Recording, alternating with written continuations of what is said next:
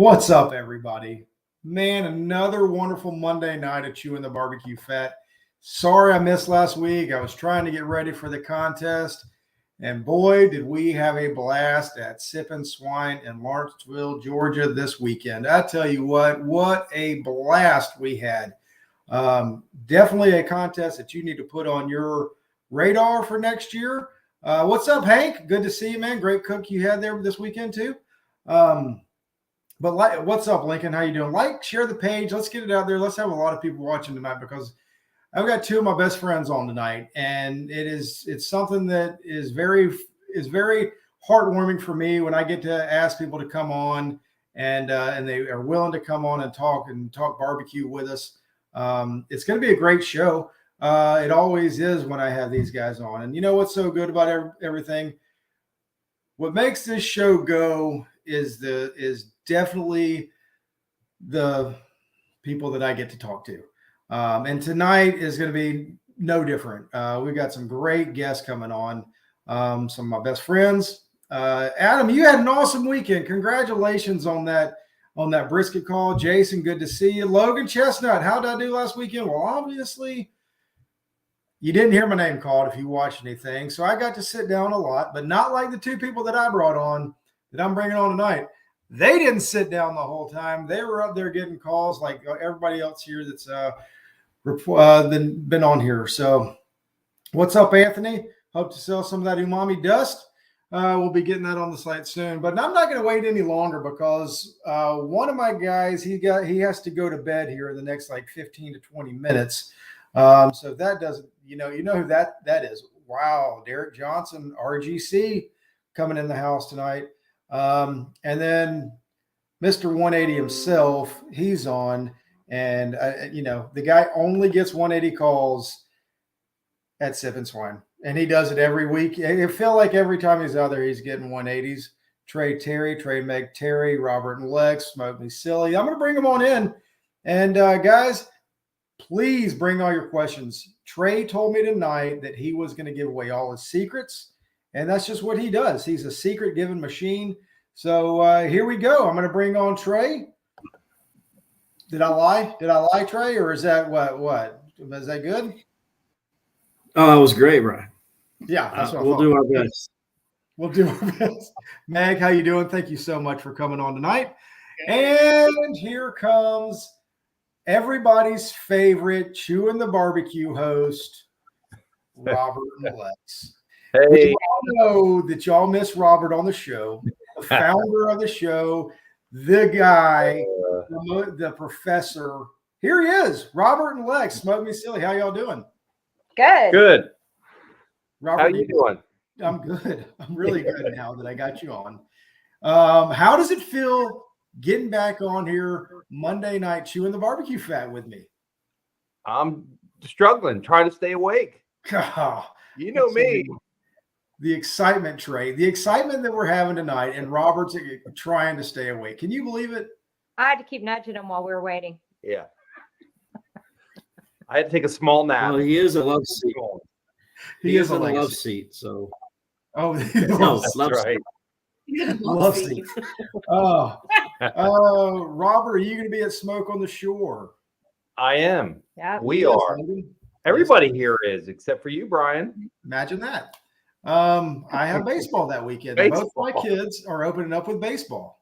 Hey, while I got y'all's attention, please go right now. Share the page.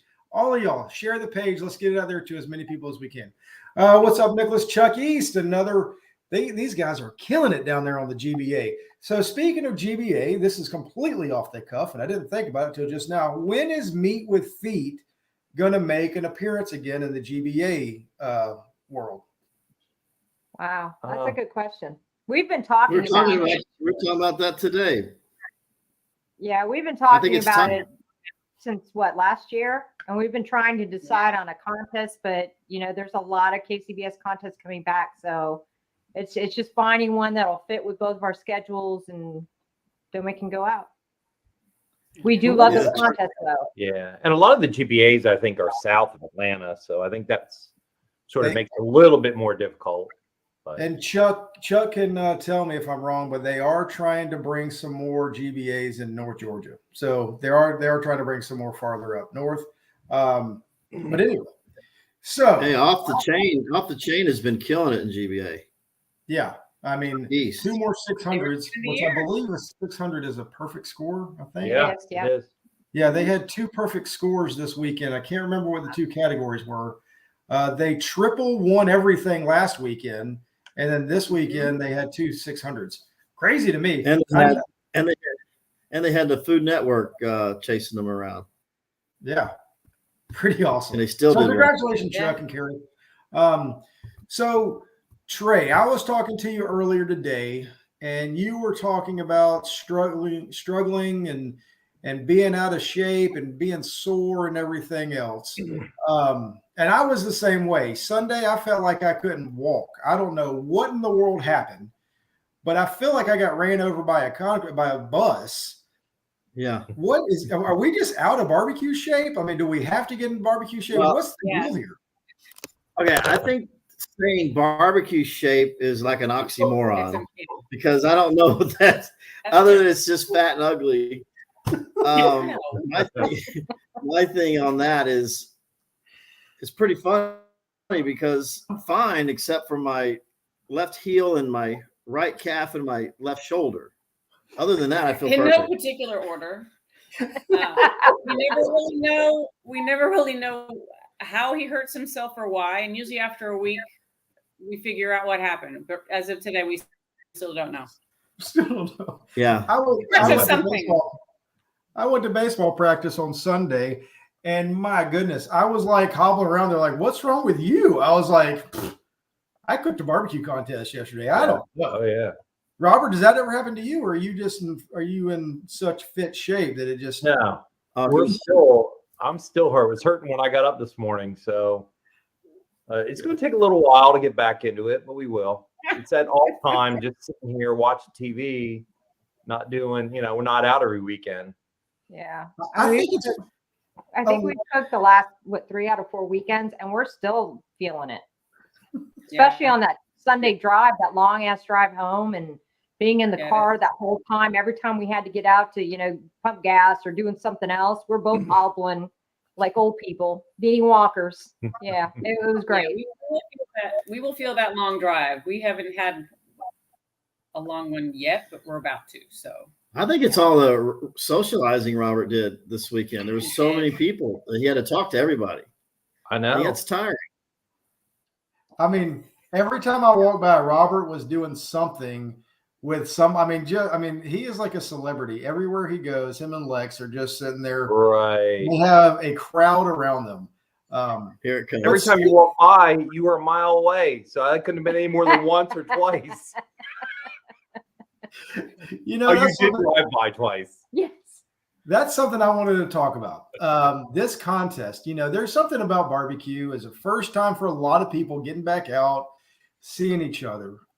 And there was 115 teams total at this contest. It's crazy. And I felt like I talked to a ton of people, but then at the end of the day, I felt like I didn't get to talk to anybody. Did you feel that way, Robert, or is that something that just happened to me? What's that? I'm sorry. I'm trying to read comments too.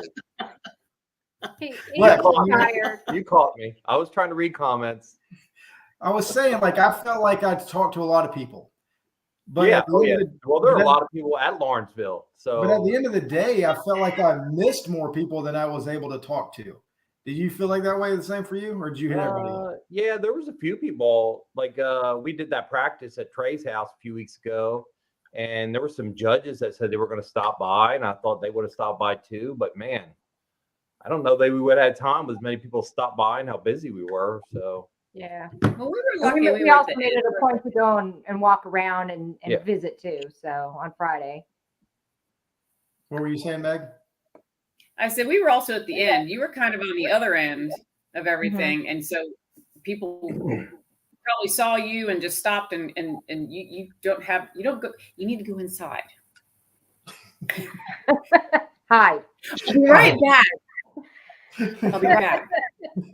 That's one thing I thoroughly enjoy. I mean, it was you try to get somewhere and before you go very far. I mean, it was the who's who of barbecue at this contest too. I mean, you had Smoking Sweetmeats there, you had Smoking Silly there, you had Old Virginia Smoke, you had Triple H was there. I mean, and Getting Basted, Myron Mixon, Stuart Sink, the British Open champion there with his barbecue team was there. So cool to see him. I mean, it was like a who's who of barbecue, and I had a great time. Oh yeah.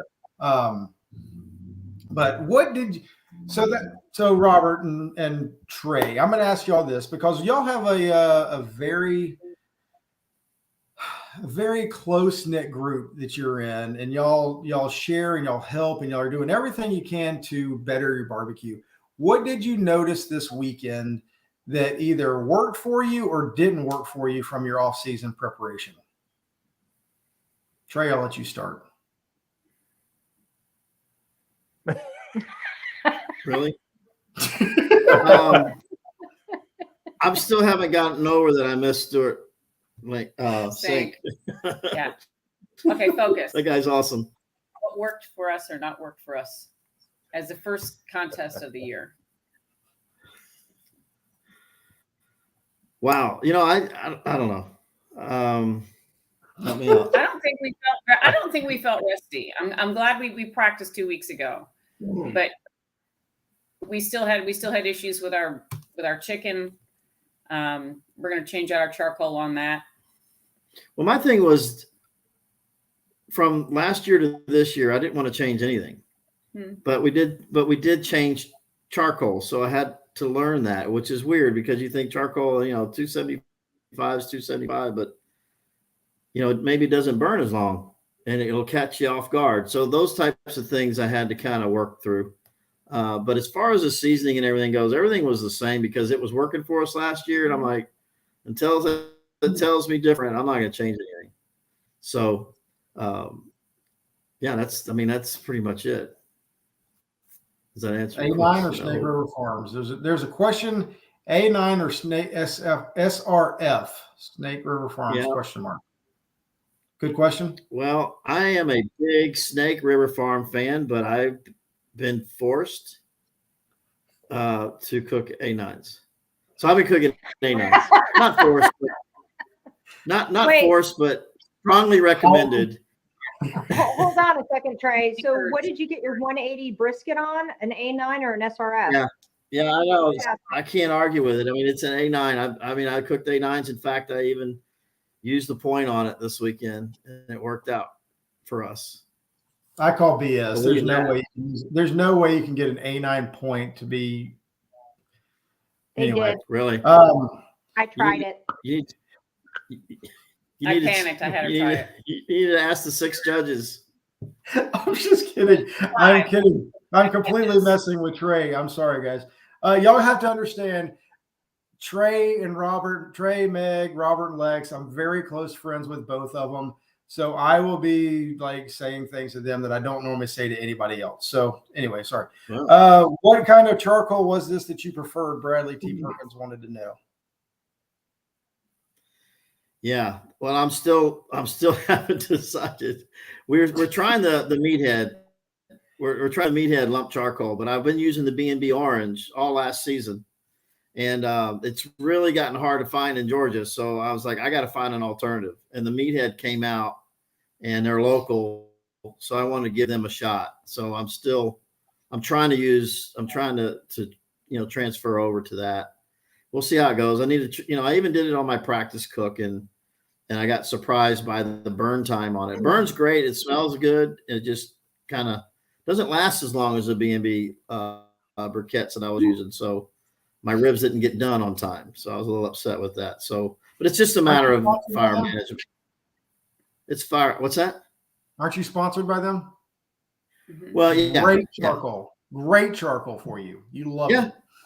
No, I like it. It's just learning it. He needs to learn it. We like using it. We he all needs do. to learn how to time it at competition. Yeah.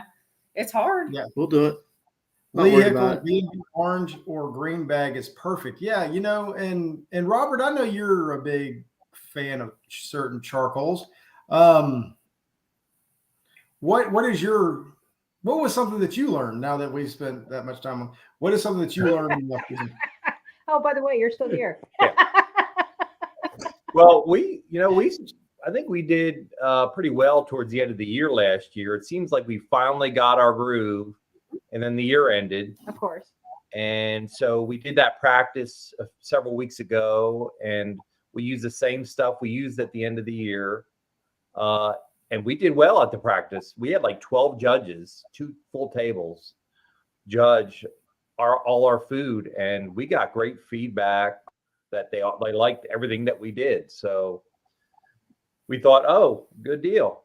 So we go to Sip and Swine, and everything's smooth leading up to turn in. And then we take the top off of chicken because we steam it for a little while, obviously in butter, like a lot of people do. And oh my goodness, it was the darkest chicken I think I've ever cooked. I had skin pulling back, splits down the skin. I'm like, what the heck? Of course, the practice, none of that. It was perfect when I took the top off. Not this weekend. Not this week. So that started the total chaos that was turning. In fact, we cooked Snake River or A9. We were doing a little bit better with A9s toward the end of the last year, so we went with that. And the practice one was pretty darn good. But this one, I don't know what it was with it. It just didn't have the flavor that all the other A9s I've cooked. So it must have been my fault somehow. I don't know what I did, but I blame them. Cooked the exact same way I normally do. So the only thing that I learned from the practice during the off season is not to change anything, and we didn't. But you know what? What is it? Old West. That's a good guy. Here, Robert. Go drink your hard seltzer, please. Listen to this. West, White Claw, Great Carrot. We all know that. White Claw. But yeah, so we didn't change anything. And you know what? I was complaining about chicken, and we wound up getting like 11th in chicken. I don't know how the heck we did, because we both tried it, and the skin was leathery, but the meat was good. So I don't know. The taste of it was great. Yeah, it's just the skin was, and it was so dark. I don't think we've had that dark chicken in a long, long time. Yeah, but I think one of the things that we learned from the off season that I definitely recommend is before each turn-in, I wrote down some notes, things that we need to do for finishing. So right before we did turn in, I'd run through chicken. Okay, we got to do this in finishing. Got to add this finishing rub, this whatever. And we made sure we knew exactly what we did, both of us. So and on what order too. So. And I was still told I was doing it wrong. Yes, she was. Even after reading the notes, Lex? I know. I did exactly. Oh, that's not how we did it at the practice. So she wasn't. We get it's something that we did at practice that I forgot to write it down exactly. Exactly. So it's his fault. I didn't write it down, so I thought she would have remembered. So with agendas, we have to stick with the agendas. If I would have had a full agenda, then it would have been fine. Yeah. No, it was a little bit of chaos. In the end, I don't think we did that bad, but you got a top 10, right? What you finished top 10 overall, right? Yeah. How the hell we did that, I don't know, but yeah. Because you're awesome. It's the only thing I know. I don't know about that. Bad cook, everything falls apart. Trey, don't you wish that when we have our bad cooks and everything falls off, we still get top 10s with one of the biggest contests on the East Coast? No calls. No calls. They can go to Cool Ray with no calls except for like 5th overall. Yeah, that happened last year, the year before. I was feeling good because I was sitting next to Robert, and I didn't get a call then either, which I don't ever get called. I won the contest and haven't got a call since. It's been like amazing. But I was sitting next. Teach a class again. Yeah, you do need to teach it, Robert. Let's see if we can't make that happen. But I was sitting next to them, and they're like, "Oh, I didn't get a call. We didn't get a call." Next thing I know, overall 5th place, smoked me silly. I was like, "Oh my god, these guys are just amazing." It's their talent. Yeah, it's just me saying we're 11th if we don't get a call. Well, it's funny. I was talking to Shannon with Muttley Barbecue, and she said, "Yeah, we sat the whole time, didn't get any calls." and didn't get top 10 overall. I said, you know what? We still both left with no money. So there you go. It was funny. Luke Darnell, he walked up. He was taking a picture towards the end of, I don't know, it was towards the end of something. And he's like, man, I just wanted to walk up here and see what it looked like, felt like to walk up to the stage. I was like, how did it feel? Because I didn't get to see it either. But what a great contest, right? There was a lot of good teams there. But one thing, we were fortunate enough to do a little interview on Friday. And Trey mentioned that he's been cooking barbecue for 25 years, right? Like absolutely awesome, amazing. Trey, what is some of the biggest differences you've seen? I know barbecue's changed multiple times in the past 25 years, right? There's been all kind of changes. But what's some of the biggest differences you've seen over the years of barbecue? Well, I have a disclaimer for the 25-year thing because that means nothing. No. It only just means I've cooked longer, or I've cooked a long time, but it didn't help until the last 5 years I've started doing better. So anyway, yeah, I mean, shoot, where do you start with that? Because 25 years ago, and Myron Mixon was one that started the whole hot and fast. That's in, but back then it was something that pretty top secret. There was only like maybe one class, and I'll never forget. It was done by Home Barbecue. I forget that guy's name, but it was Home. He has his own seasoning. It was really good, and he gave a class and he gave out everything, and then the students were beating him. So I remember that, and of course I missed that class. Yes. And but we were in a tent, and this, the best thing that ever happened was it finally, after all the many years, it was 100 degrees in Dillard, Georgia, and we're packing again, and we were packing everything. And this was like when they had best booth was an award. So people were bringing their trophies. They'd have decorations out, plants, and it's like, this is a barbecue contest. Why are we having all these stinking decorations? But it really, I mean, it got everyone involved, and people, whatever. We weathered it out, storms and wind and rain and bugs and all that. And then we finally, it was, hey, look, Mommy says we're not doing this again. We're getting air conditioning. Yeah. And we were probably late. I think a lot of people were already getting, in the RVs. And then that's when I started to see it change. Yeah. It changed from, the 2 a.m. when the long cooks, the low and slow just kind of withered away. It was no longer around. No one was doing it anymore. And then you had the hard heads like me. I swore, I said, no, I'm not changing. And then, you kept hearing about the hot and fast was, just as good as, if not better. And then you finally break down and you try that. But it did, I think, socializing part of it really kind of changed a lot.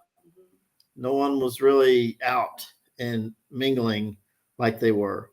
Now, I think now it's more, it's migrated, obviously, and it may make a whole circle back to tents again at some point, but it's all the weather is really the tough part about tents. And do you think you'll ever have your white fence again? What do you say? Would I ever get a tent again? No, I said your white fence. Your white picket. Here's the deal. You ever get that again? Yeah, that's right. I'll go get another one at Home Depot. Well, here's the deal. Why am I am like you said, feel like I've been hit by a truck this weekend and I'm out of a trailer. So how would I feel if I was having to unpack and pack? Oh, I don't know. I have no idea. You wouldn't. I'd have to be like, I'd have to have a crew come in and you'd have someone do that. Yeah, the first time we saw Sweetmeats was up in Chattanooga. I don't think we knew them really at that point, but there was this trailer with this nice white picket fence around it. He was decorating. They had ferns. Man, it was like I thought it was an NBA contest. I thought we were at the wrong place. It was to keep the bad people out. Yeah. And it didn't work. No. Robert still took over our spot. He was polite though. Can I park my cooker here next to your? You're not having a lot of people, are you? Yes. Well, with the picket fence and the ferns, I thought you were having a big party, NBN party. So one thing Well, that everyone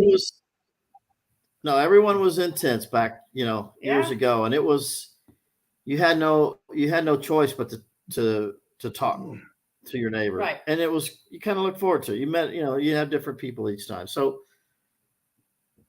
RVs definitely changed things, but I think we just found different times to socialize. It's still there.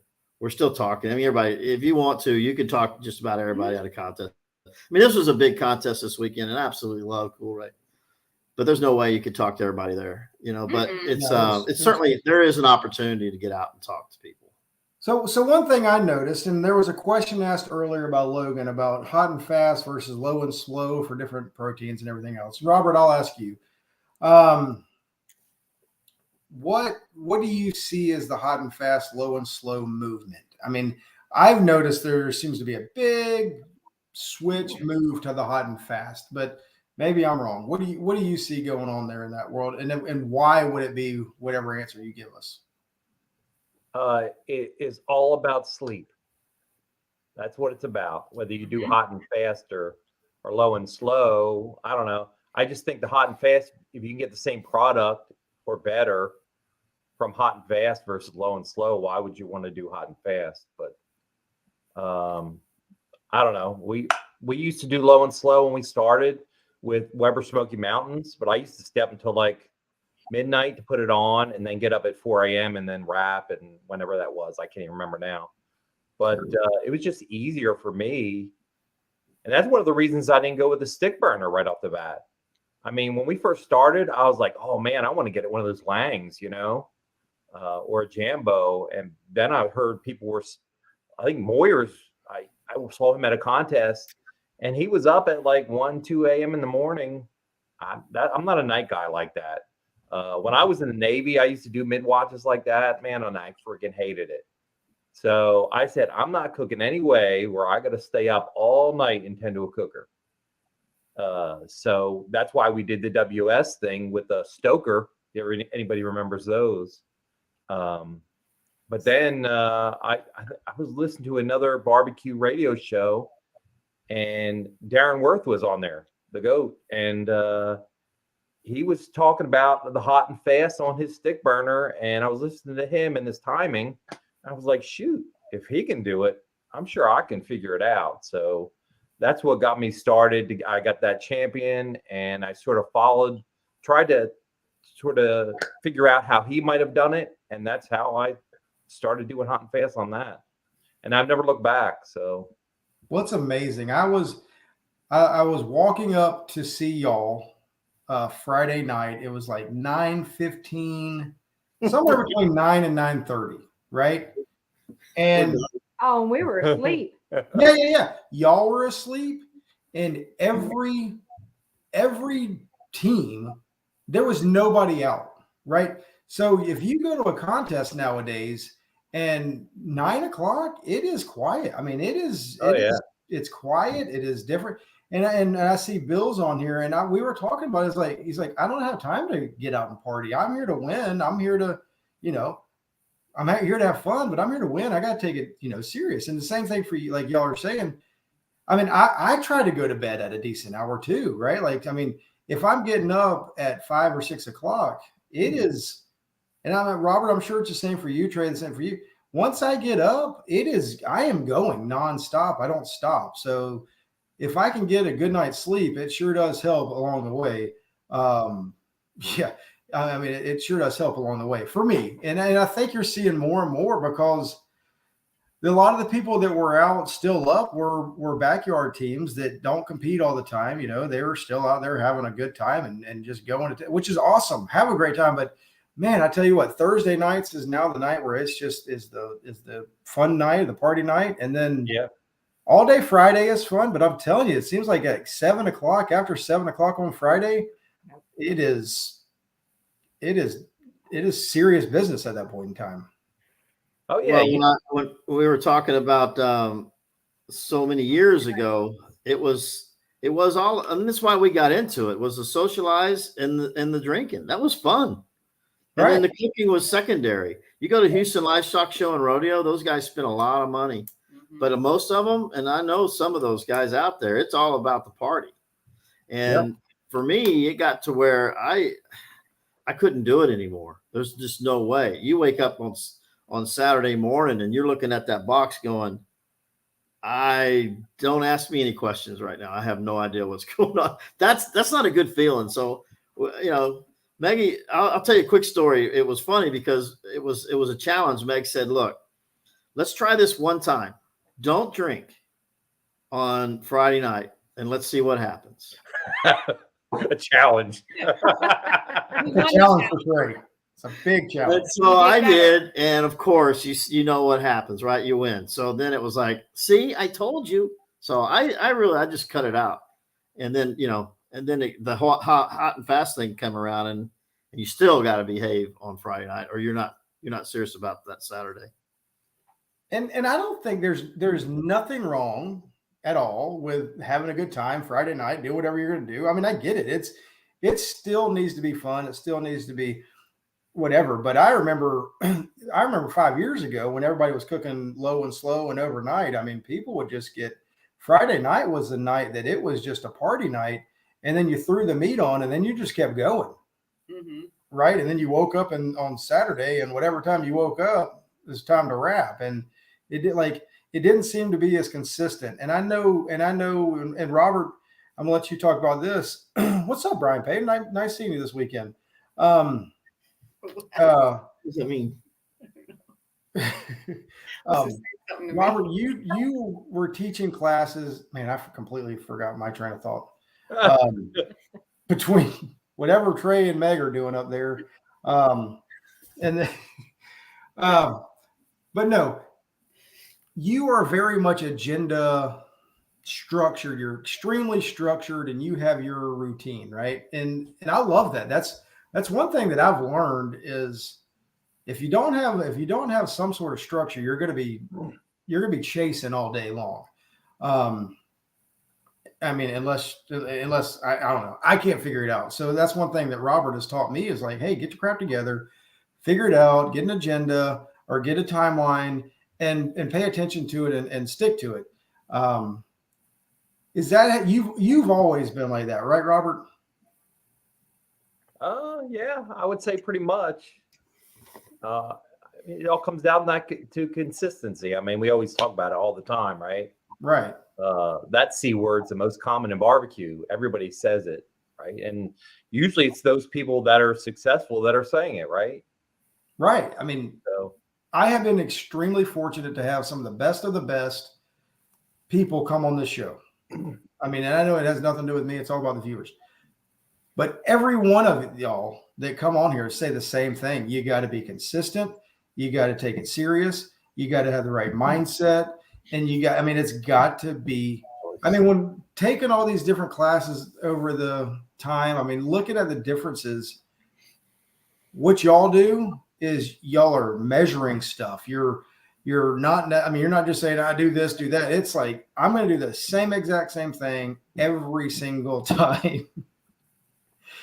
How often do you get to talk to Wes, Robert? I mean, are y'all like BFFs now or what? He's on fire tonight. Nobody else can get a comment in because Wes is just. I think we need to get Wes and Joyce together. Yes. Yes. No, I think you're right. And I think for me, it's the military that sort of gave me that regimented sort of way of doing things. Especially when there's equipment involved, you want to make sure you do the same thing every time, right? Whether it's preventative maintenance or how you're doing your job, it's key to do everything the same, right? So I think that's where I got it. Yeah, I don't see how you can do. I don't know. So I see the whole low and slow versus hot and fast thing. For me, when I went over to hot and fast, it made me focus more. And I think if I were to go back to the low and slow method, I would probably forget more steps and do everything else. That's me. And Robert, I don't know, but Trey, you still cook low and slow a little bit, right? Don't you still put something on late at night? No. I'm 275. I start at 5. Start at 4, but I put things on at 5. Okay, But, so you're still. But he goes back to sleep. He goes back to sleep. So that's like being low and slow, right? Not really. Okay. He takes a nap right after he starts. It's a nap. Cat nap after But he's you know, gotten up. the low and slow, you have too much time, Brian, between tasks. So that's where you lose your focus. Yeah. If you're hot and fast, you're blowing and going, dude. You ain't got time to miss anything. Yeah. But that was one thing that I said it in that little round table where we had was in Robert and Lex's class was their timeline. It was unbelievably helpful for us. And it wasn't just a timeline when to put things on and take things off. It was every second. And I was really impressed with it because it just boosted my confidence because I didn't have to worry about what am I going to do next, which I was doing for years. Well, I remember. I'll remember, but you don't remember. And that was huge. So now I always go back to it. Right now, you'll see it. So I'll walk around with it. Or it'll be sitting on the table next to me. I just take a look at it. I'll look at it 3 or 4 times, in 30 seconds just to make sure I'm not missing something. But that was huge. And that was my biggest thing that if any team that's starting was to have something like that. It can be your own timeline and just start it out and adjust it along the way. We adjusted almost every time. I mean, even and we have a little whiteboard inside the trailer that I saw it was just for his timing because we were trying to change some things on ribs and he was making sure he wrote them down, which I was very proud of him because half the time he's like, what time do we do that? I'm like, you didn't tell me, I wasn't looking. It happens all the time. But when you go back and you look at, okay, we were overdone or underdone by this amount of time, you can go back at the timeline and look and adjust it and still tweak it. It happens all the time. The weather has a lot to do with it, everything else. But I saw that when we started doing that more together as a team, he and I, that we would come up with, I'm more in tune of what he's doing. And I didn't used to be back in the day. I was raising kids, they were running all over the place. So now, yes. So I totally, and baseball. So, I mean, we totally understand that time of our life and now, and it just really helped us kind of hone in on that. And we'll talk about it usually the next day and then nothing again until like right before we go into the contest. Okay, what are we doing again? We have to remember we'll have it written down, but a lot of times we just try and stay as consistent as possible. We don't really change that much time-wise. And if anybody has been fortunate enough to be able to be parked next to either one of these two teams, especially if they cook together at the same contest, they're generally next to each other. But if you ever park next to them, it's such a blessing because they're great people. They're very nice. But especially Robert will be out at the cooker talking to somebody, and Lex will pop her head out and be like, Robert, have you done it yet? Lex, you are on it. You keep Robert in line, and that agenda and that timeline probably better than him, right? Usually, yes. Unless we go to a contest and they mess with the times, that messes with my head because the whole timeline's up here. So. Yeah, we did that in Oklahoma. We moved ribs like 5 or 10 minutes to the right, meaning closer to turn in, because we felt they were losing too much heat. Oh, that really messed with her. Matter of fact, because we were wrapping later, we were saucing later, and it's like she was lost. I said, go in and study the timeline. There's an agenda, Lex. Yeah. I've heard the agenda talk many times. I get it. I think he just does it sometimes to mess with me. Well, she has obviously she has the better memory of the two of us.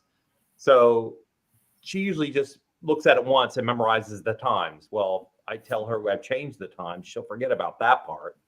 Right. And she won't look at the timeline to reinforce what she already remembers, I guess. And yeah, as a matter of fact, that timeline change in Oklahoma, I think we ended up saucing the ribs at our old normal time because I didn't look at that timeline. Yeah. Yep.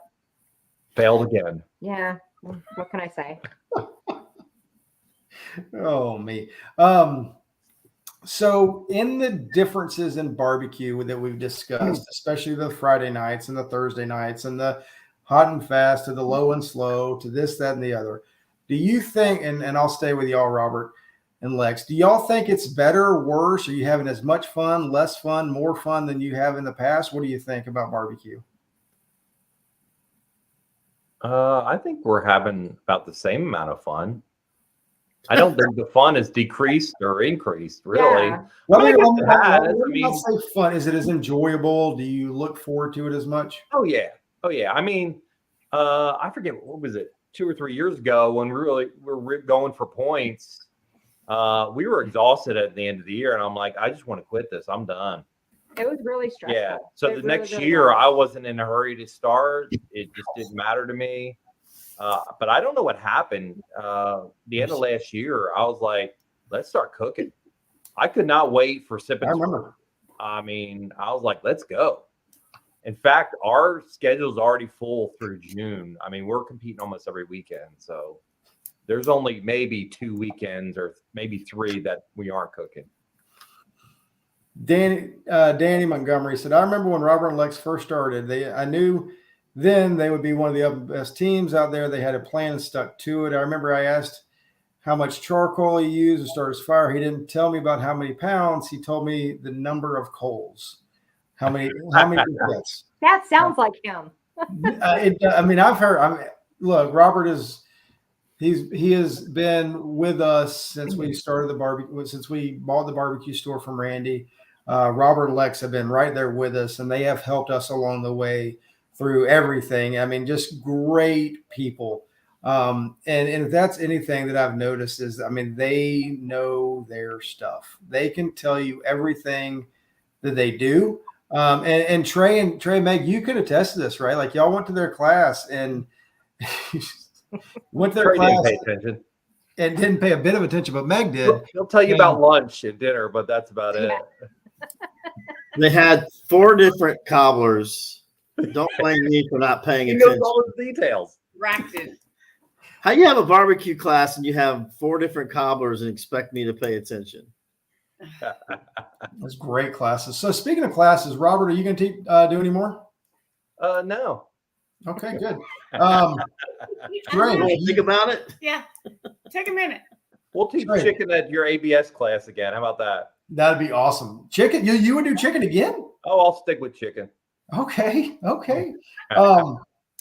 You know, that was fun leading up to that class and all the drama that went into that. And you know, Robert, you pulled through where Wes was kind of falling down on it, right? Like, I mean, he was very high maintenance of what he wanted to do. And you said, look, Wes, I'll pick up the slack and I'll do it. But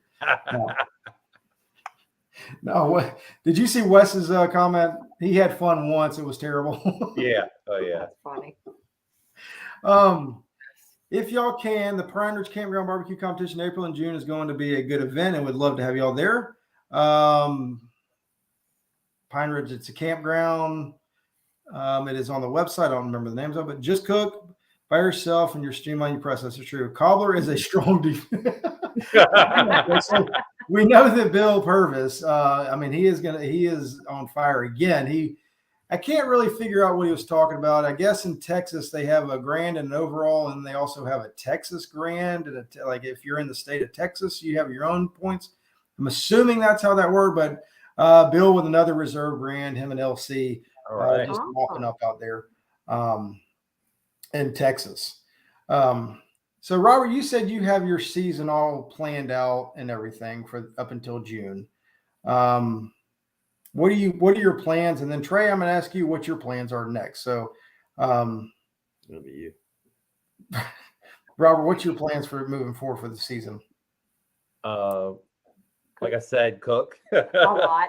Yeah, we have a contest planned. Shoot, I don't know, almost every weekend between now and Greenwood, which is in July. And I think they're all pretty much paid for. So we definitely got to go now since we already paid for it. Man, Yeah, be a and cooking, blast. I think we're cooking almost every Georgia comp they have, except for Athens. going to Pussyq? Maybe Kennesaw, but we'll see. Yeah, we're cooking Pussyq. Yeah. So why are you cooking all these Georgia contests? I don't get it. Because I want to cook with you, Trey. We don't. Well, I'll build a fence around Georgia. Yes. Everybody, Trey is the reigning Yes. Team of the year in Georgia. He is the Georgia guy. I mean, it takes, in order to win Georgia, you got to go through this guy. And he doesn't do anything but get 180s. And that's why we're cooking Georgia, because we want a front row seat to that. You don't want to knock me Again out. this year. Yeah. Get in line behind Sean. Yeah. I want to make Sean with Angry Jack, not just angry, but I want to make him cry again. I want to see Wes, or not Wes. I want to see Trey make him cry. Wes makes me cry, but Trey, You're going to make me cry for calling me Wes. Yes. Sorry, buddy. I know that was a bad one. All right. So Texas Grand and Reserve Grand was for all the teams that were on Champions Row in Austin. Oh, wow. That sounds like a great contest. Man, I tell you what, Texas has had some big contests in the past month. None of them can quite compare to Sip and Swine that we just had here in Georgia. Well, I'll tell you what, that's on top of the line. All right, so real quick, I want to change the conversation a little bit, and this is probably going to go really far because Trey, do you have a TikTok? Like a cuckoo clock? You got to say, do you have the TikTok? The TikTok, Trey. Do you do the TikTok? No, I got the gas. Facebook or the, Do you do the Facebook or the Instagram? Yeah, we do the Facebook. I do the Facebook and the Instagram. He doesn't even have Instagram. The Sweet Meats has Instagram. Yeah. Awesome. It's kind of funny. Anyway, we'll get into that in a second. What about you, Robert and Lex? I know you have Facebook, and what else are you on? I have a TikTok, but I don't. I just look at it. I don't really post to it. She's doing TikTok videos out there. I don't even know it. Dance. I'm out at the smoker. I can see it. I'm going to search for her now.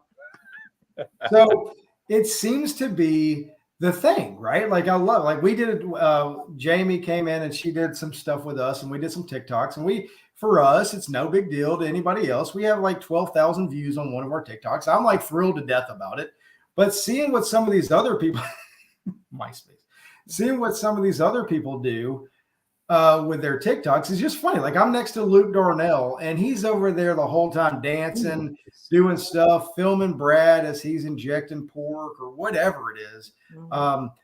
What do you think about all this social? I'm asking the two wrong people here, but I'm going to ask you anyway. What do you think about all this social media stuff that's taken over barbecue? Bill Purvis is the guy when it comes to social media. I mean, he has some of the best looking pictures that you've ever seen.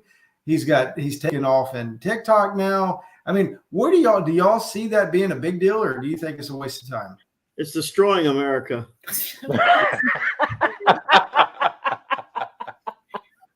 He's being a fuddy duddy. I think it's cool, but I don't have TikTok. I don't follow it. I'm lucky I can follow Instagram. It's funny. Jamie asked about my Instagram, and I was like, I don't even know how to log into Instagram. So Ellen does all that. I do the TikTok and the exactly while being live on Facebook. You're right, Pitmaster Barbecue Supply. I love it. I am not I'm not very good at it. That's why you have people. That's why I have an incredible person that really does good stuff with it, and I'm thrilled to death. Yeah, Mark, he does have a good point. Mark Porter's on. I do want to give somebody, I'm going to give him a quick shout out. He's got Brookhaven coming up in April-ish time frame. Go ahead and sign up for his contest. He will post in the comments the website. Trey, he said he has a spot for you ready to go in Brookhaven, Mississippi coming up. And Robert, Lex, y'all are signed up for that, right? No. What weekend is that? Oh Lord, Mark, what? I am not prepared. I feel like I should be. Let me go up here in the comments. I hate to say it, but I think we're at a different contest. April 29th and 30th. Calhoun.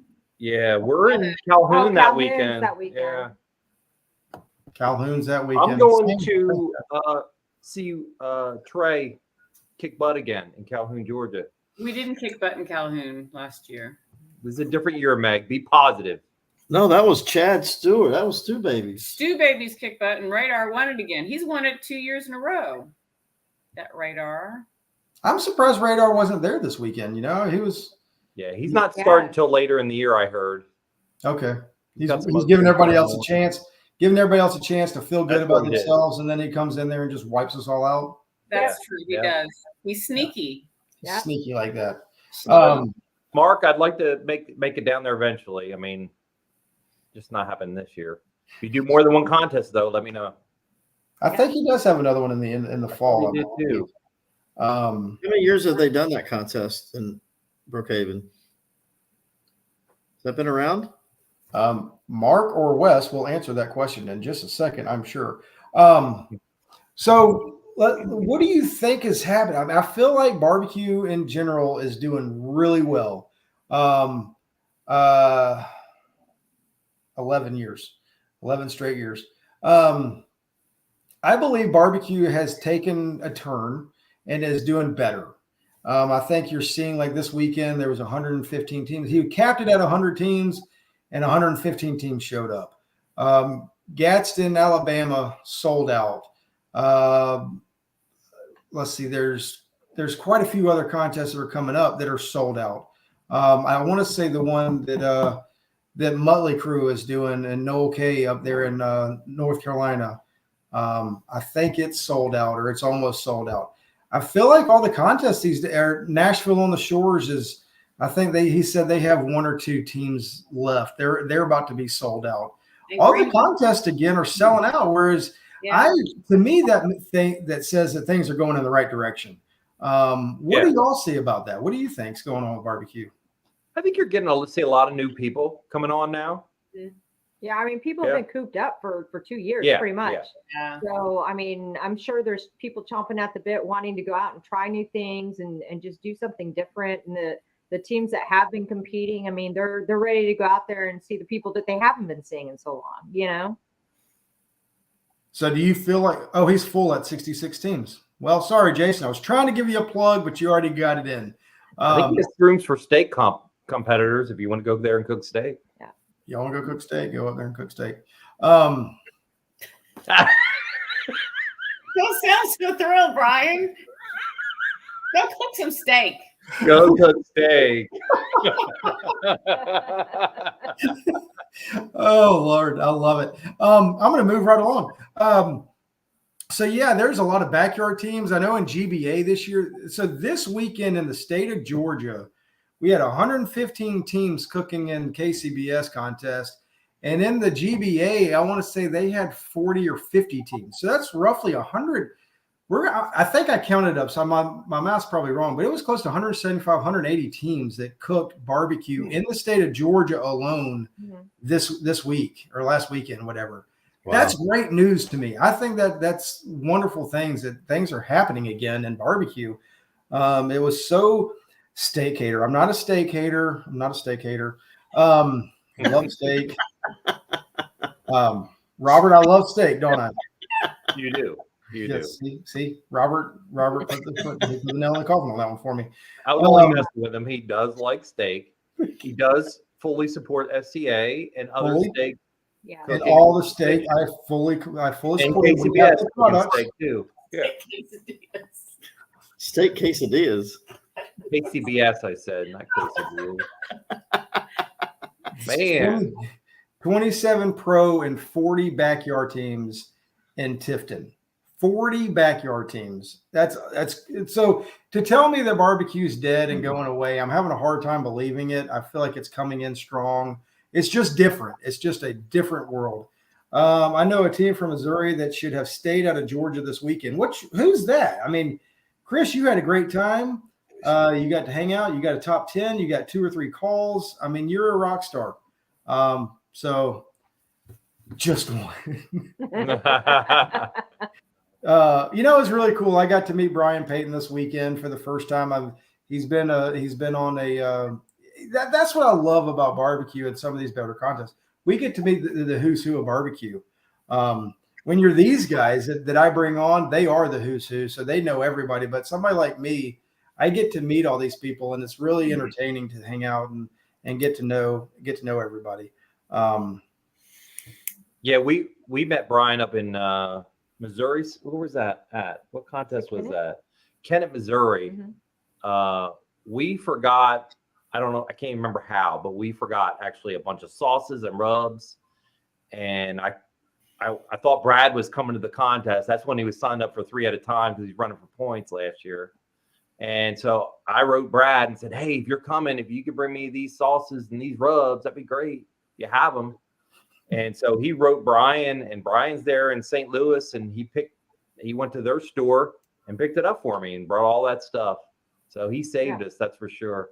Amazing people in barbecue. You know, and I was glad to meet them and get to know all these people because they're some of the best people in the world in barbecue, including y'all.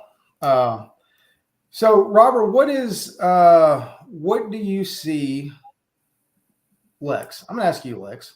Lex, what do you see is going on, the best thing going on in barbecue right now moving forward? The best thing going on in barbecue? What's different? Something different that has changed that you think is good or bad? I don't know about change. Right now, I'm worried about my state. So Alabama's teams have pretty much gone away except for the backyard. I think there's only 2 pro teams right now competing, but I don't. Yeah. I'm worried about the contests we have. We only have 3 left now that are coming back, you know. But on the flip side of that, Gadsden's full. Yeah, but the good thing is I think they got 80 backyard teams. Yeah, so the good flip side is right now that things are coming back. So, you know, we've been cooped up for the last 2 years. I mean, we've been lucky to go out and do, 20 contests, a year for the last 2 years. But just having that outlet and being able to go out and see everybody, meeting new people that are just trying this. We had one team that started catering in 2020, and they were cooking right next to us. It was their first contest, so that was great to meet them and have them. They were in between us and Sweetmeats, so I mean that was great. But meeting these new people and having kind of like a fresh blood come into the barbecue community is great. Yeah. And I think it's great. And, Jay says that they need the ABA back. Is there, I mean, I guess y'all are experts in Alabama since y'all are one of the 2 teams. What's happening with the ABA? We don't know. Let's don't go there. All right, Trey, Meg. So what is happening? Move on. Next topic. I'm moving on the agenda. Moving on. Meg, what do you think? Wes, I love you, bud. Meg, what do you think is happening that you enjoy seeing in barbecue? I always like it when we have our cooks meeting and they ask if this is your first contest. And there's always at least one, if not more. And we all applaud them because back when we started, there really wasn't internet and YouTube and all this kind of stuff. The only way you learned about contests is because you just happened to go there for something else.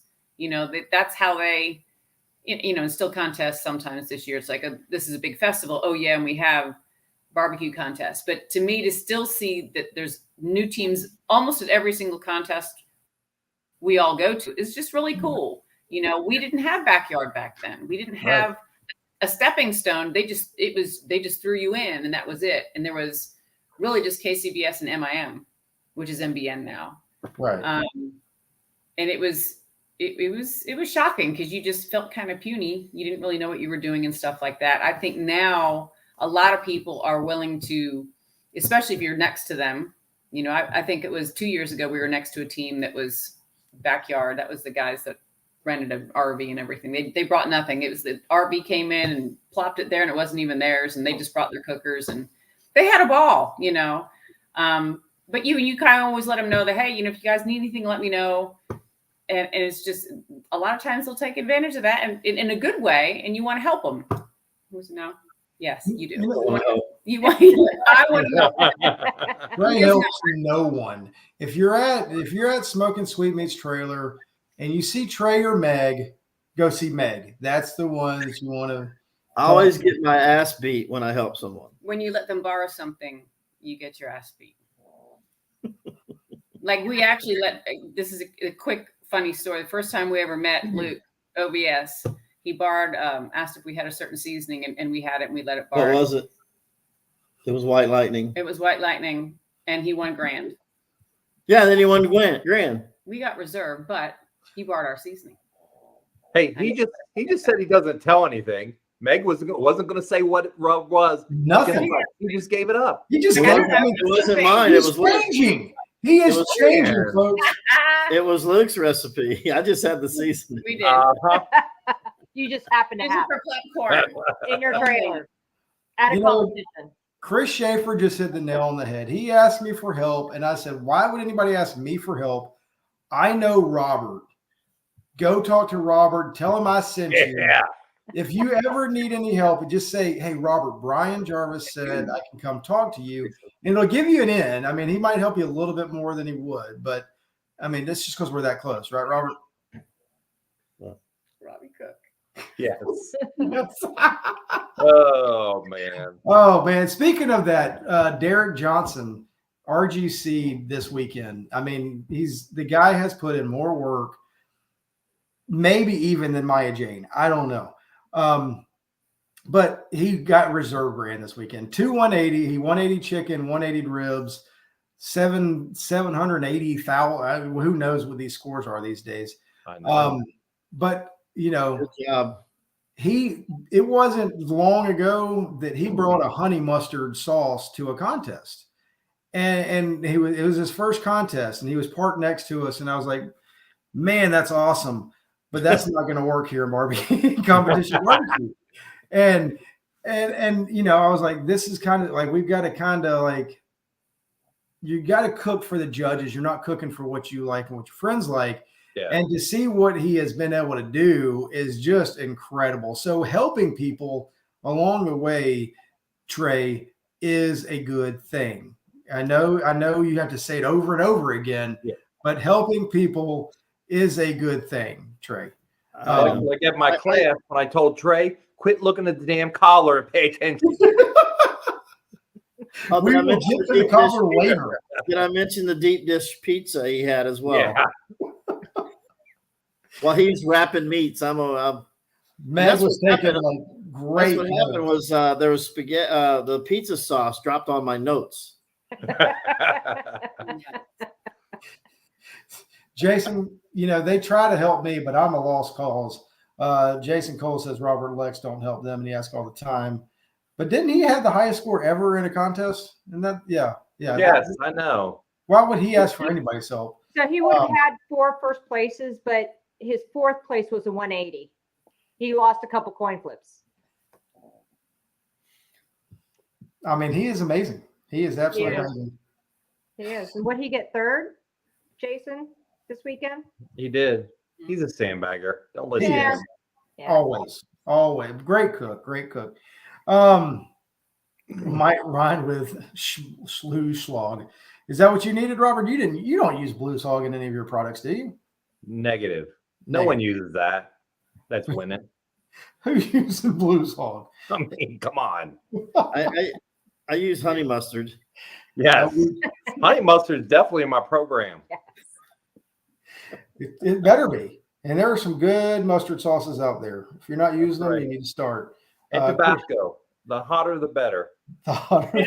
That's right. Light them up. And It's spicy. here's an oldie but a goodie. Remember back in the day when Stumps, was that Pitmasters or Oyster or something, juice or something? was clam juice. Clam juice. Clam juice. I remember that. Yeah. That is still popular. It is. That's right. Clam juice. Clam juice. You're not using clam juice in your injection? Well, I You will. will go to the cobbler, Brian. You missed that. Go inject your cobbler with clam juice. That's it. Oh, man. Yeah, like Brandy was saying, Sweet Baby Ray's. Sweet Baby Ray's is People still laughed about that sauce, but I tell you, a lot of people were winning with it. Still are. I would be willing to say there's still some Sweet Baby Ray's out there and some winning recipes. I wouldn't doubt it. Kraft Hickory is my go-to. Yeah, there's another good one. All right, Rob, let's see. Who wants to answer the next question? What's the question? I don't know. We'll see who jumps on it. Hey, how about those 8 money muscles that Brad was cooking this weekend? You know, okay, It's a new so rule. Luke Darnell posted a TikTok of Brad's money muscles. Right? Yes.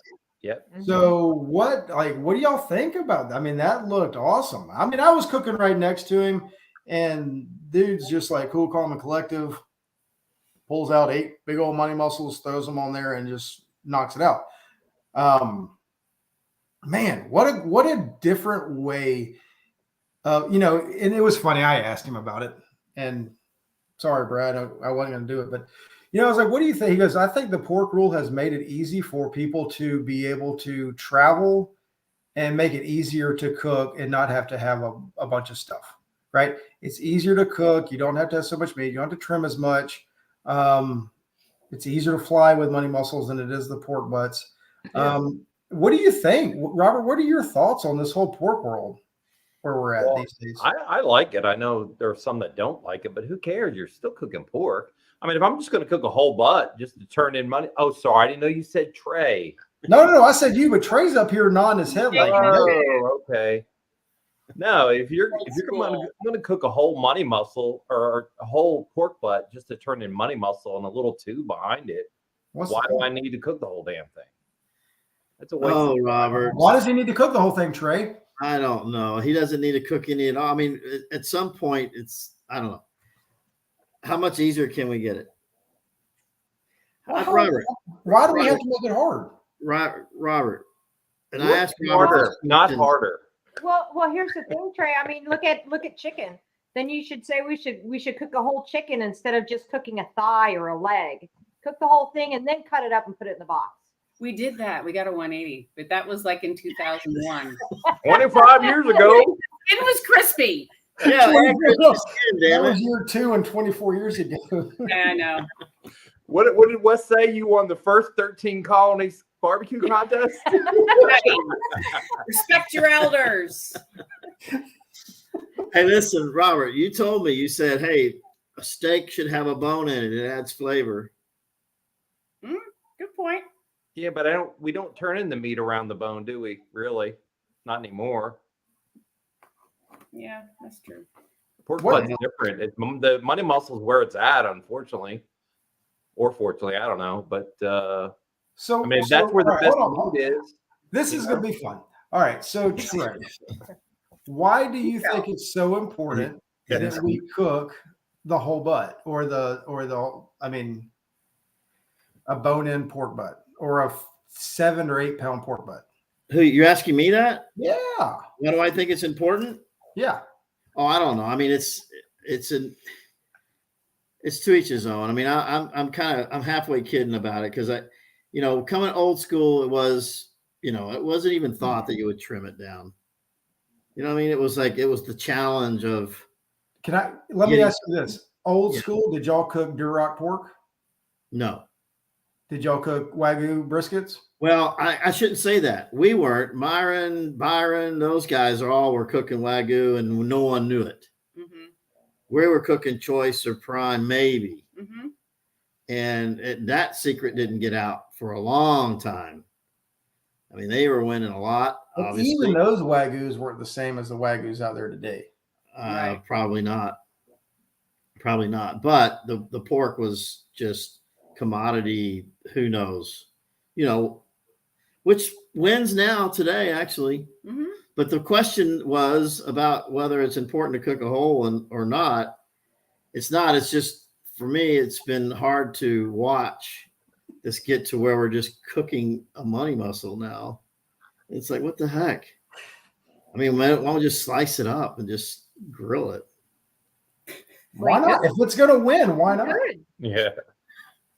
If it wins, why not? Right? Hey, that's what the judges want, and they're going to score it. I'm in. That's where you're in. You're so easy, Robert. Well, if you think about it, I mean, you're cooking on cans now, which is direct. You're basically damn near grilling it, right? Yeah, you are. Mm-hmm. Sort of. I mean, you're getting that grill flavor from the stuff dripping on the coals. So we're heading that way anyway. You know? Well, yeah, I think it's interesting that Have to wear another Oh helmet. my God, Chris. Yes, Chris, you're funny. That's awesome. And no pads. Yes, uh, got a helmet. I think it's interesting, right? Like, I think it's interesting in, I don't care one way or the other. I'm still cooking. I'm still the idiot that's still turning in money muscle and bacon, right? Maybe I'm the dumb one. More and more people are turning in just money muscle. Mhm. So, and I don't think there's anything wrong with it. The whole thing has always been in, don't turn it in, don't turn in bad food, only turn in your best. So if something's not as good, why turn it in just because you can say that you cooked and that you can? I still say, in my humble opinion, which means absolutely nothing, we all know that, the meat around the bone just isn't as good most of the time as the money muscle or the bacon or some of the tubes, even. Robert, you disagree? Well, I wouldn't say it's not as good. It has a different flavor to Do it you turn it in? that not everybody likes. I used to turn it in, but it's got a different flavor than that some people don't like. I would say it's sort of the equivalent of that gaminess that people have in like lamb or whatever wild game. That bone has that different flavor, and there's a lot of judges that don't like it. So we need to cut it out then, is what you're saying. But that's not true, because we know that people turn it in. We know that they pull it and they do decent with it. So for It's us, not consistent. it's not consistent for us at all. So we usually don't even go towards that area at all. What's the most consistent that would be the no-no zone. No. That's no. In fact, you got to bring it up. The practice that we just did a few weeks ago with those 12 judges, there was an older gentleman that asked this question when we were going over the scores. He said, "How come y'all don't turn in pulled meat from the rest of the pork butt?" And we got in this big discussion that what we're not doing, or another thing was Texas brisket. How come you don't turn in Texas brisket? What's all this stuff with sauce on it? And in the end, I wound up telling all these judges, listen, we'll cook whichever you want, right? You drive it. We don't drive what when you're scoring good, you drive what we cook. It's not the other way around, right? So if you score bad, what we're turning in now, guess what? We're going to try to find what will score, right? And that's what we'll turn in.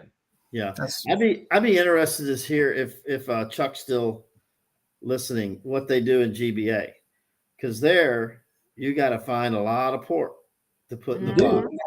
So it's interesting. I've talked to them a bunch, right? And it's interesting conversations, and it's like I'm a KCBS guy, and I'm like, you only turn it if you only have 6 pieces that are really good pieces of meat, you only put in 6 pieces of really good meat, right? And I talked to them, and they're like, well, all of our meat's good. I'm like, okay, but is one piece better than the other? And they're always like, oh, well, yeah, the money muscle is always better than the rest, but everything we do is good, like, right? So to me, hearing that, it was, well, your money muscle or whatever is still better than the rest, but your other stuff is good too. But in GBA, they've got to turn in everything, right? They've got to have a bed to fill the box. I mean, it's so different because the heavier the box, generally the better the box, and that kind of stuff. And yeah. But Chuck, if you're on, I'm sure it's, I don't know.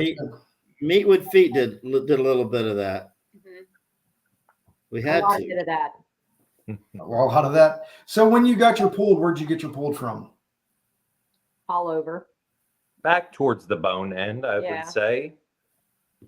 And then were you looking for tubes, and were you looking for bacon and mud? What were you looking for? We're mainly looking for putting something in the bottom of the box, and then Robert worked the money muscle and tubes.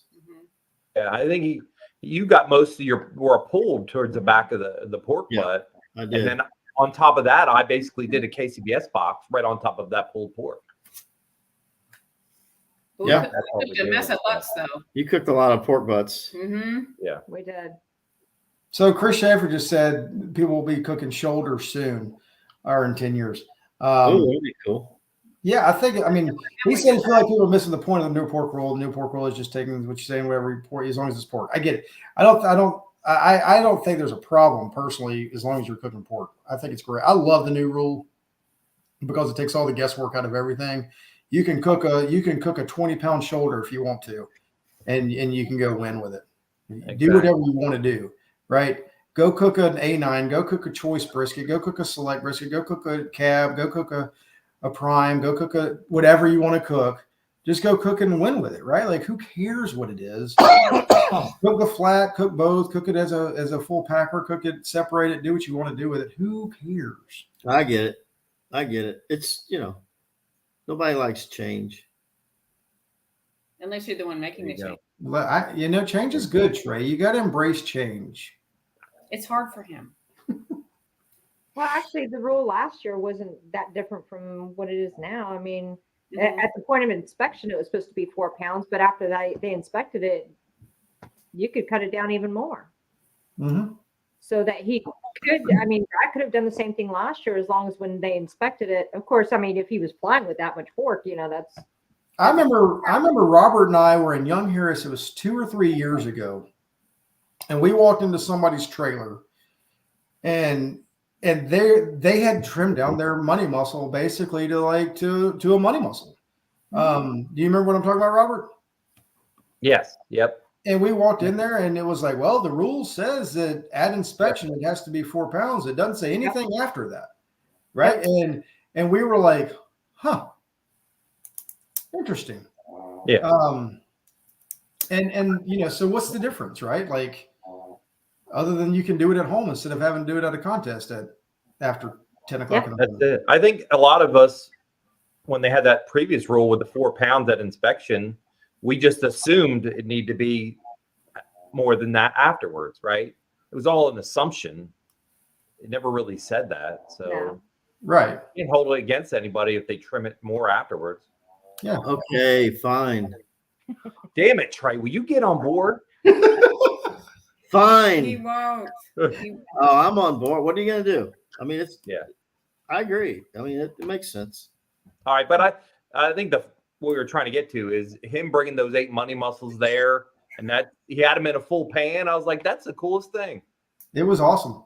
We need and Chris Shaver says for the record, Brad could beat us all with money muscles. changing the timeline. Right. Changing the time. I don't know how much different the timing is of it, to be honest with you. But because I tried it this weekend, I had I didn't have full butts.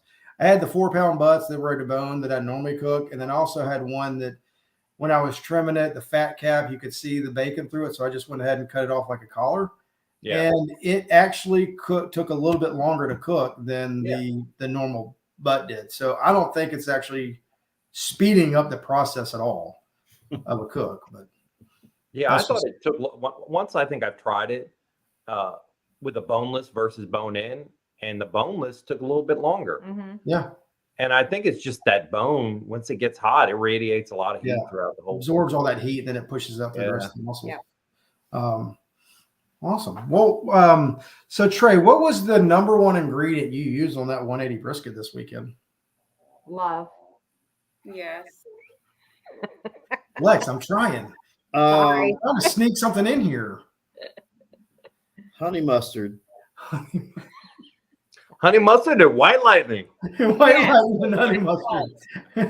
Do you use honey mustard as a binder with white lightning? Oh yeah, he definitely has a binder. Okay. And clam juice.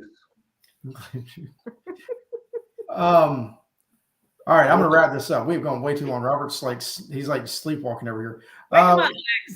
Trey, what is something that you would like somebody to learn or know that's new? Because we've already discussed tonight that there's a lot of new teams coming into barbecue. What is something that you would like to convey to those people other than eating cobbler?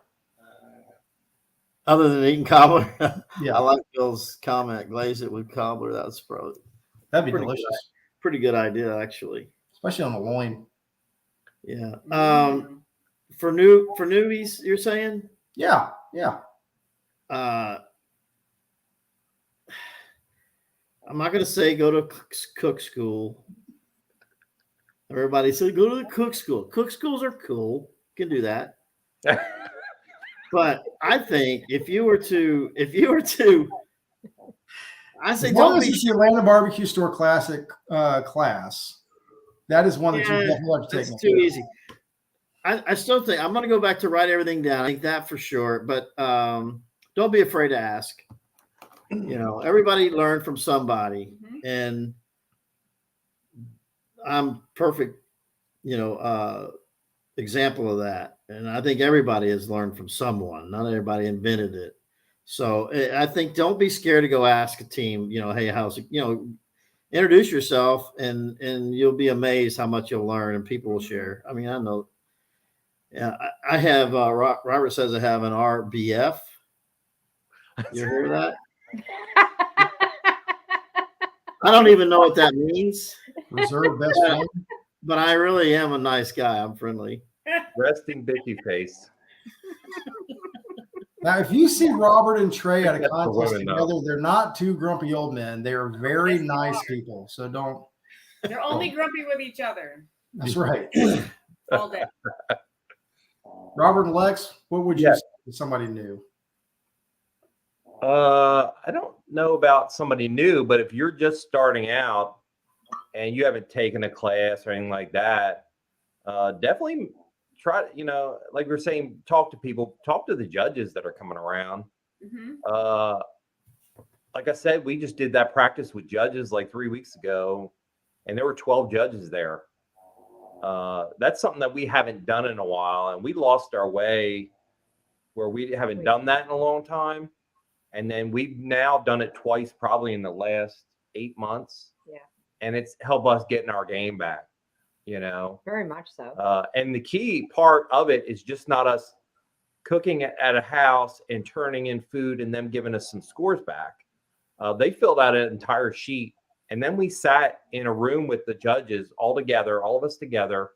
And we talked about every entry.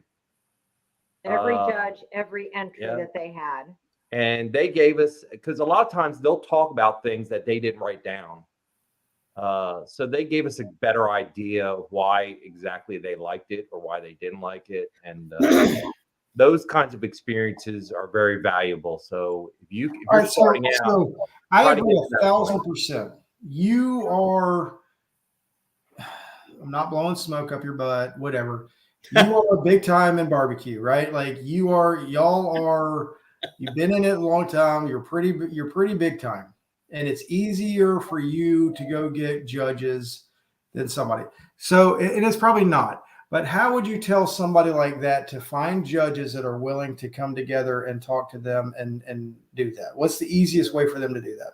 The easiest way for them to do that is probably go talk to your KCBS reps. They can even get you in, and a lot of those no judges, right? Right. That's how we sort of get those judges. We talk to the Julie and Rusty Cooks or the Harpers or whoever. I mean, back in the day, we used to talk to several reps in our area here, and a lot of those know judges, or they know who the main judge organizer is. Right. So, I mean, there's ways to do it if you really looking for that feedback. Well, I know there. I just wanted to ask, like, how it's, because most people don't know, right? Like they don't know to go talk to a rep. They don't know to go talk to other teams or something. That, I mean, most people have people that live relatively close to them, also, right?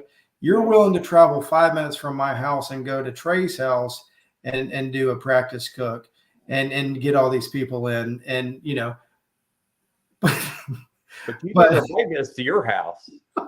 Well, except for that one time where we had to go pick up stuff. And Yeah. we spent like 4 hours. we can't fit the 12 to 15 judges and everything else like Trey can over there. That big old monster over there. Yeah, I'll tell you what was really cool about that, though, and just real quick, is that the judges themselves were learning a ton. Oh, yeah. Mm-hmm. From each other.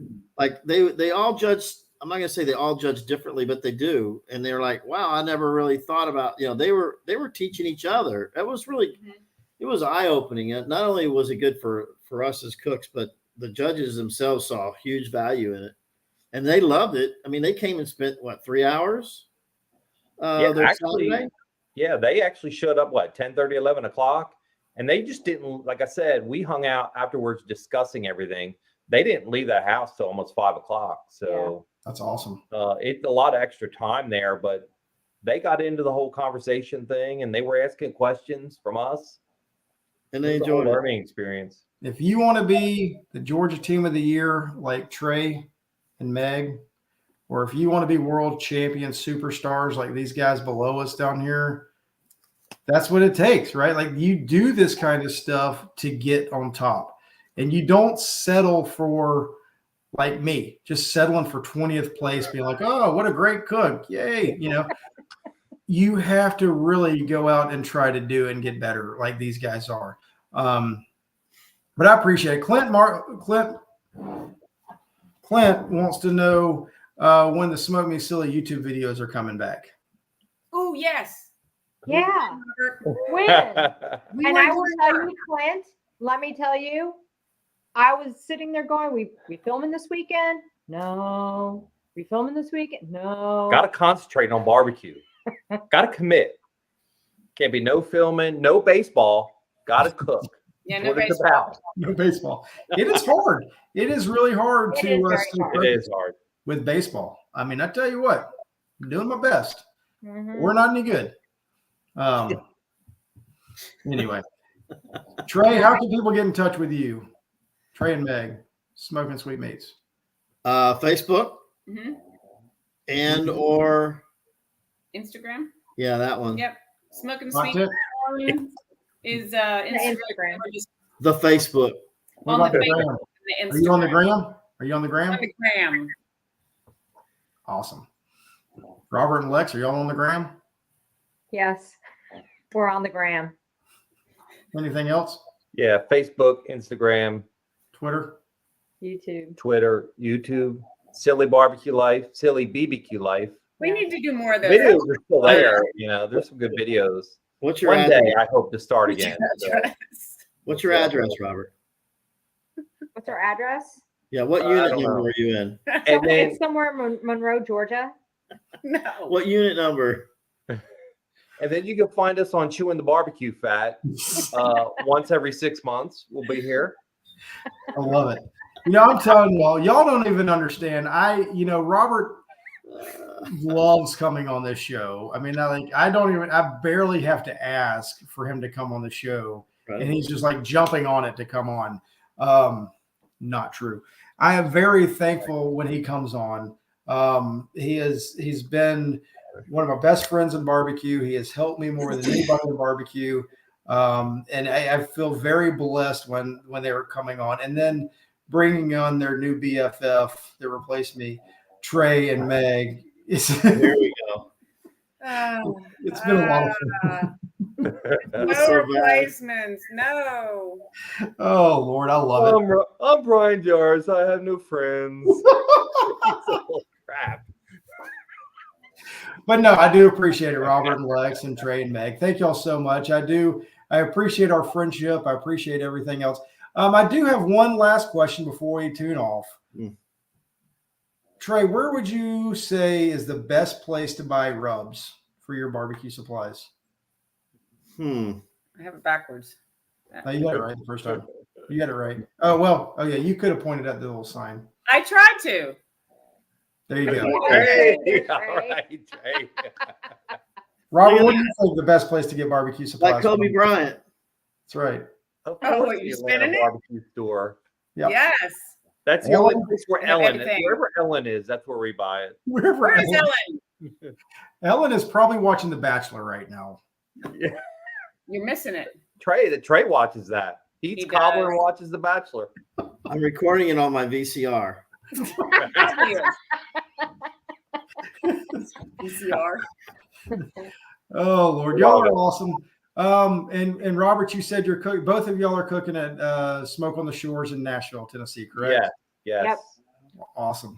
First time for us. Never been there. Yeah, we've Looking never forward to been. it. We're I've heard excited. nothing but wonderful things about that contest. One of these days, I'm going to be able to go cook it. It's a beta VCR.